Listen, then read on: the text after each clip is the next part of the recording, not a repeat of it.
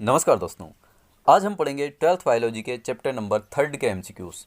Chapter का नाम है मानव में जनन या ह्यूमन रिप्रोडक्शन। जो भी मैं एमसीक्यूज की ये सीरीज मैंने स्टार्ट की, इसमें जितने भी क्वेश्चन ले रहा हूँ ये काफ़ी महत्वपूर्ण क्वेश्चन है, सो ध्यान से पढ़ें। इनकी संभावना काफ़ी ज़्यादा होती है एग्ज़ाम में आने की, और इनमें से कई सारे ऐसे क्वेश्चन हैं जो कि पिछली एग्ज़ाम्स में, नीट एग्ज़ाम में या फिर और भी अदर एग्ज़ाम में पूछे गए हैं। तो बने रहिए वीडियो के अंत तक। और हाँ, आज हम इसका फर्स्ट पार्ट करने वाले इस चैप्टर का, और नेक्स्ट वीडियो में हम नेक्स्ट पार्ट को कवर करेंगे। चलिए आगे बढ़ते हैं और लेते हैं पहला क्वेश्चन। और पहला क्वेश्चन है, ग्रीवा स्थित होती है। जो ग्रीवा होती है कहाँ स्थित होती है पूछा गया है क्वेश्चन में। जो ग्रीवा होता है फीमेल रिप्रोडक्टिव सिस्टम का पार्ट है, तो ये आपको बताना है कहाँ स्थित होता है। तो ये स्थित होता है योनि तथा गर्भाशय के मध्य में। जो ऑप्शन नंबर बी है वो सही है। क्वेश्चन नंबर 2, नर जनन तंत्र के संदर्भ में निम्नलिखित में से विषम रचना को चिन्हित कीजिए। जो नर जनन तंत्र होता है उनमें इन चारों में से कौन सी ऐसी संरचना है जो कि नहीं पाई जाती, वो आपको छांटना है। तो रिड टेस्टिस पाई जाती है, इस्थमस नहीं पाया जाता, वासा एफरेंसिया पाया जाता है, और एपिडाइडिमस भी पाया जाता है। कहाँ पर? नर जनन तंत्र में। तो ये सभी नर जनन तंत्र के भाग हैं, A option, C option and D option. जबकि जो बी ऑप्शन है इस्थमस, ये फीमेल रिप्रोडक्टिव सिस्टम का पार्ट है। So right answer will be isthmus या option number B. Moving to the next question, question number 3, मनुष्य के 28 डेज के अंडाशय चक्र में अंडोत्सर्ग होता है। जो क्वेश्चन नंबर 3 इसमें पूछा गया है, मनुष्य के 28 दिन के अंडाशय चक्र में अंडोत्सर्ग किस दिन होता है। यानी कि यहाँ पर पूछा जा रहा है जो मासिक चक्र जो होता है महिलाओं में, उनमें अंडोत्सर्ग की प्रक्रिया जो होगी कब होगी। तो ये होती है 14वें दिन पर। जब मासिक चक्र स्टार्ट होता है तो उसका पहले दिन से लेकर जो 14वां दिन होता है, 14वें दिन पर जाकर के अंडोत्सर्ग होगा, यानी कि ओव्यूलेशन की प्रोसेस होगी। Moving to the next question, question number 4, Mullerian नलिका है। यहाँ पर आपको बताना है इन चारों में से कौन सी नलिका को मुलेरियन नलिका कहा जाता है। तो पहला ही ऑप्शन यहाँ पर सही है, अंडवाहिनी। इसको इंग्लिश में फैलोपियन ट्यूब भी कहा जाता है। अगला क्वेश्चन, क्वेश्चन नंबर 5, एट्रेटिक पुटक पाए जाते हैं। जो एट्रेटिक पुटक हैं कहाँ पर पाए जाते हैं, तो ये पाए जाते हैं अंडाशय में। जो ऑप्शन नंबर 4 है वो सही है, ऑप्शन नंबर डी सही है, अंडाशय में एट्रेटिक पुटक पाए जाते हैं। नेक्स्ट क्वेश्चन, क्वेश्चन नंबर 6, भ्रूण के मूत्राशय का कार्य करने वाली संरचना है। जो भ्रूण होता है, गर्भ में पल रहा भ्रूण है, उसमें मूत्राशय का कार्य करने वाली संरचना का नाम बताना है। तो वो है अपरा पोशिका, ऑप्शन नंबर बी सही हो जाएगा आंसर यहाँ पर आपका, अपरा पोशिका। अगला क्वेश्चन, क्वेश्चन नंबर 7, कितने द्वितीयक शुक्राणु कोशिकाओं से 200 शुक्राणु बनेंगे। यहाँ पर आपको बताना है कि 200 शुक्राणु को बनाने के लिए कितने द्वितीयक शुक्र कोशिकाओं की आवश्यकता होगी।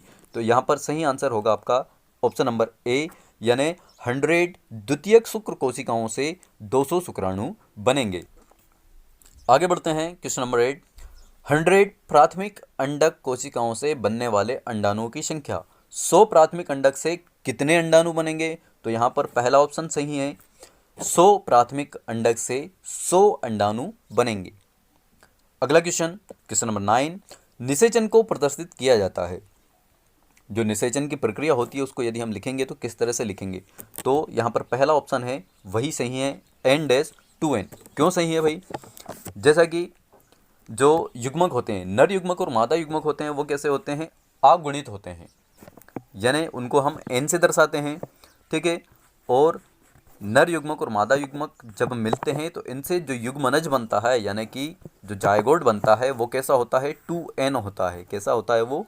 2N होता है। तो यहाँ पर आप देख रहे हैं कि जो युग्मक है वो N है, और जब इससे भ्रूण बनता है वो कैसा होता है? 2N होता है। तो इसीलिए इसको हम दर्शाते हैं N-2N। तो सही आंसर हो जाएगा हमारा ए, N-2N। आगे बढ़ते हैं क्वेश्चन नंबर 10 की तरफ। क्वेश्चन नंबर 10 है, मनुष्य में भ्रूणीय झिल्लियों की संख्या होती है। मनुष्य में भ्रूणीय झिल्लियों की संख्या कितनी है? तो वो होती है 3, ऑप्शन नंबर बी आपका सही हो जाएगा। नेक्स्ट क्वेश्चन, क्वेश्चन नंबर 11, अतिरिक्त रचना जो भ्रूण को पोषण प्रदान करती है। आपको बताना है यहाँ पर कि भ्रूण में पोषण प्रदान करने के लिए कौन सी संरचना होती है। जो भ्रूण गर्भ में पल रहा भ्रूण होता है उसको कौन सी ऐसी संरचना जो कि पोषण या न्यूट्रिशन प्रोवाइड करती है। तो वो होती है अपरा या प्लेसेंटा, ऑप्शन नंबर डी सही है यहाँ पर। क्वेश्चन नंबर 12, यहाँ पर पूछा जा रहा है भ्रूण की किस परत से यकृत तथा अग्नाशय विकसित होते हैं? ठीक, तो भ्रूण की वो कौन सी परत है उसका नाम बताना है आपको। तो यहाँ पर जो अंताचर्म है, ऑप्शन नंबर सी, इस परत के द्वारा यकृत, ठीक है, और अग्नाशय विकसित होते हैं। अगला क्वेश्चन है क्वेश्चन नंबर 13, स्तनियों में आद्य अपरा कहलाता है। जो मैमल्स होते हैं, स्तनी होते हैं, उनमें जो आद्य अपरा होता है उसको क्या कहते हैं? तो उसको कहते हैं एपीथीलियोकोरियल, यानी कि पहला ऑप्शन है वही सही है, एपीथीलियोकोरियल।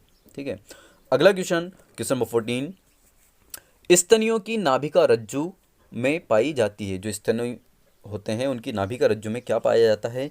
तो उसमें पाया जाता है अपरा पोशिका सिरा एवं धमनी। जो अपरा पोशिका सिरा और धमनी होती है वो पाई जाती है कहाँ पर? नाभिका रज्जु में। तो ऑप्शन नंबर बी सही हो जाएगा यहाँ पर। आगे बढ़ते हैं क्वेश्चन नंबर 15, उल्ब घेरती है। जो उल्ब है ये किसे घेरेगा? तो उल्ब है ये भ्रूण को घेरता है। जो गर्भ में शिशु पल रहा होता है, भ्रूण पल रहा होता है, ये शिशु है, इसको कौन घेरे रखता है? उल्ब। ठीक है, इसको उल्ब या एमनियोटिक सेक कहा जाता है। ठीक है, और इसके अंदर एक लिक्विड भरा रहता है जिसको कहते हैं एमनियोटिक लिक्विड या एमनियोटिक द्रव। ठीक है, जो कि इसको कई सारे आघात से बचाने में मदद करता है। तो राइट आंसर है भ्रूण। जो उल्ब होता है वो भ्रूण को घेरे रखता है। Next question question number 16, fertilizin नामक रासायनिक पदार्थ का उत्पादन होता है। जो फर्टिलाइजिन नामक रासायनिक पदार्थ है उसका उत्पादन कहाँ से होता है? तो ये होता है परिपक्व अंडाणु से। पहला ही ऑप्शन सही है यहाँ पर। जो परिपक्व अंडाणु होता है ये फर्टिलाइजिन नामक रसायन को स्रावित करता है। क्वेश्चन नंबर 17, रजोधर्म एकाएक होता है। जो रजोधर्म की प्रक्रिया होती है किस कारण से एकाएक हो जाती है? तो ये होती है एस्ट्रोजन तथा प्रोजेस्टेरॉन की कमी के कारण। तो ऑप्शन नंबर सी सही होगा यहाँ पर। आगे बढ़ते हैं, लेते हैं अगला क्वेश्चन क्वेश्चन नंबर 18, जो कि है एक नर मनुष्य द्वारा संभोग के दौरान लगभग कितने शुक्राणु स्खलित होते हैं?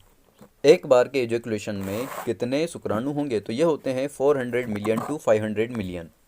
ठीक, नेक्स्ट क्वेश्चन क्वेश्चन नंबर 19, आतर्व चक्र या रजोधर्म के बाद कौन सी अवस्था आती है? तो इसके बाद में आती है पुटकी अवस्था। ऑप्शन नंबर बी यहाँ पर सही है। जो मासिक चक्र होता है उसका जो पहला फेस होता है, ठीक है, उसमें जब ब्लीडिंग होती है उस फेस को हम आतर्व चक्र या रजोधर्म कहते हैं। उसके बाद में जो अवस्था आती है उसको पुटकी अवस्था या फोलिकुलर स्टेज कहा जाता है।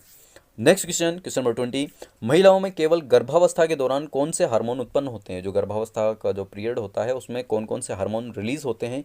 तो यहाँ पर रिलीज होता है human chorionic gonadotropin, human placental lactogen और रिलैक्सिन। मतलब यहाँ पर ये सभी हार्मोन रिलीज होते हैं। तो ऑप्शन आपका डी सही हो जाएगा यहाँ पर। नेक्स्ट क्वेश्चन क्वेश्चन नंबर 21, मानव प्लेसेंटा है। मानव प्लेसेंटा का यहाँ पर प्रकार पूछा है, तो ये किस प्रकार का होता है? तो ये होता है हिमोकोरियल प्रकार का। पहला ही ऑप्शन यहाँ पर सही है। नेक्स्ट क्वेश्चन क्वेश्चन नंबर 22, शुक्राणु उत्पन्न होते हैं। शुक्राणु के उत्पन्न होने का स्थान पूछा है यहाँ पर। तो शुक्राणु कहाँ पर उत्पन्न होंगे? तो ये उत्पन्न होंगे सेमिनिफेरस नलिकाओं में। तो ऑप्शन नंबर सी यहाँ पर सही होगा। सेमिनिफेरस ट्यूब्यूल्स या सेमिनिफेरस नलिकाओं में शुक्राणु उत्पन्न होते हैं। नेक्स्ट क्वेश्चन क्वेश्चन नंबर 23, ऑर्केंट्रॉन का बनना प्रारंभ होता है। तो इसका जो सही आंसर है 23 का ये है ऑप्शन नंबर बी, ब्लास्टोला से। Option number B will be right. Next question question number 24, मानव भ्रूण सुरक्षित रहता है। मानव भ्रूण कहाँ पर सुरक्षित रहता है? तो ये होता है एमनियोटिक गुहा में। तो पहला ही ऑप्शन यहाँ पर सही है आपका। नेक्स्ट क्वेश्चन क्वेश्चन नंबर 25, निम्न में से किस में डिस्कॉइडल प्रकार का अपरा पाया जाता है? याद रखना, डिस्कॉइडल प्रकार का जो अपरा है ये पाया जाता है खरगोश में। किस में पाया जाएगा? खरगोश में। Moving to the next question question number 26, सशक में प्लेसेंटा होता है। बिल्कुल सेम क्वेश्चन है ये, 25 से मिलता जुलता या आप कह सकते हैं वही क्वेश्चन है, लेकिन यहाँ पर पूछने का तरीका इनने बदल दिया है। खरगोश को इनने यहाँ पर क्या कह दिया है? सशक। ठीक है, तो इसका आंसर आप लोग कमेंट बॉक्स में देंगे कि इसका क्या आंसर सही होगा। सिर्फ पूछने का तरीका बदला है, बाकी क्वेश्चन वही है। So be careful while giving the answer. Next question question number 27, मेखलाकार प्लेसेंटा पाया जाता है। जो मेखलाकार प्रकार का प्लेसेंटा है किसमें पाया जाता है? तो ये पाया जाता है कॉर्निवोरा में। तो ऑप्शन नंबर डी जो है वो यहाँ पर सही हो जाएगा। तो ये थे 27 क्वेश्चन इस चैप्टर के फर्स्ट पार्ट के। नेक्स्ट पार्ट में हम लगभग इतने ही क्वेश्चन करने वाले हैं। नेक्स्ट पार्ट जल्दी ही मिलेगा आपको। यदि आपको वीडियो अच्छी लगी हो तो लाइक करें, और चैनल पर यदि नए हैं तो प्लीज़ सब्सक्राइब करें। Don't forget to subscribe. Thanks for watching. God bless you all.